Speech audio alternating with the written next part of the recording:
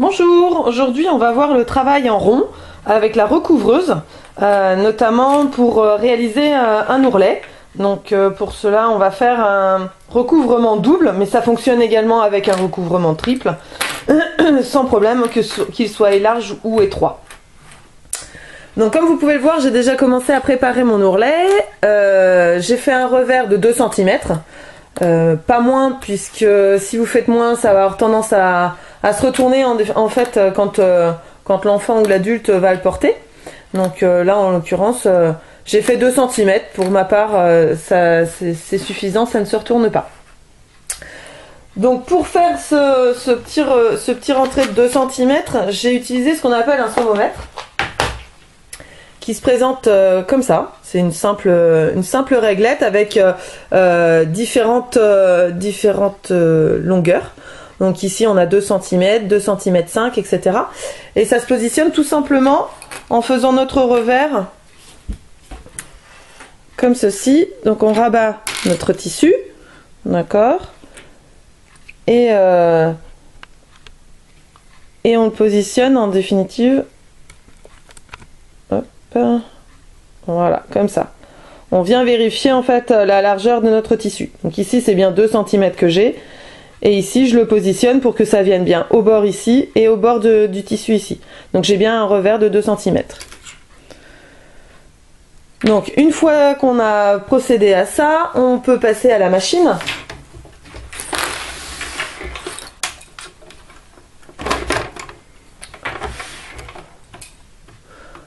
Voilà. En ce qui concerne les réglages de la machine, je vous conseille quand même de vérifier quand vous voulez faire un ourlet comme ça. Il faut quand même contrôler que votre l'écartement en définitive pour connaître la valeur où il faut que ce soit où placer votre bord de tissu. Donc là vous regardez bien par rapport à l'aiguille de gauche, l'écartement. Moi je sais que l'aiguille de gauche correspond au premier petit trait ici à gauche. Et donc je regarde, et là il faut que je positionne mon tissu au bord ici de ma partie métallique pour que l'aiguille la plus à gauche prenne bien juste le bord en fait de mon tissu ici. D'accord? Ni plus ni moins, mais que ce soit suffisamment couvert. D'où le nom du point de recouvrement, puisque ça vient recouvrir le bord du tissu.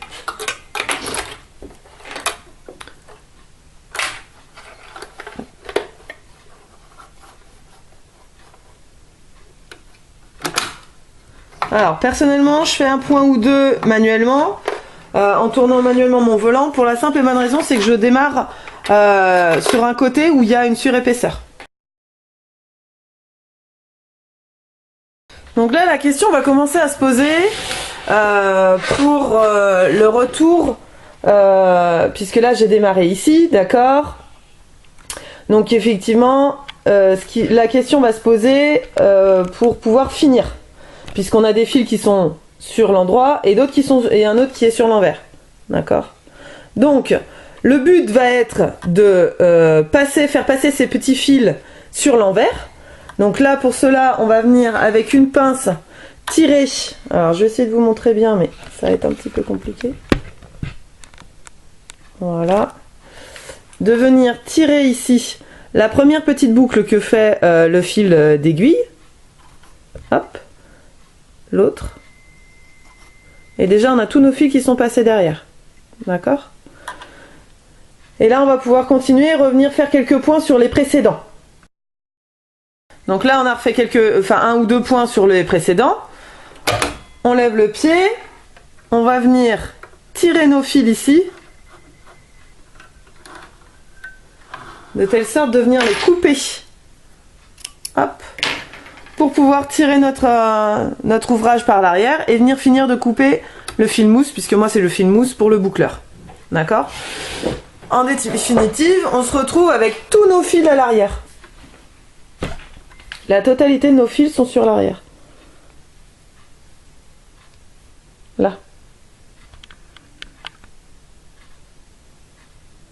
Là, j'ai bien mes 6 fils. Les 3 de départ et les 3 à la fin. Ok? Et là, j'ai bien ma couture qui s'est rejointe en fait des deux côtés. D'accord? Donc là, pour ça, il va suffire de venir faire un petit nœud avec ça, avec l'ensemble. Hop. Tac. On vient bien jusqu'au bout de pousser. On coupe.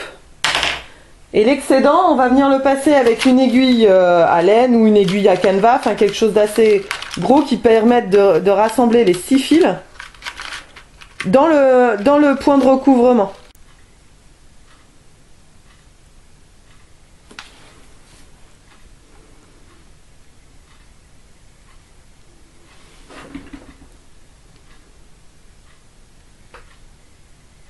Donc voilà.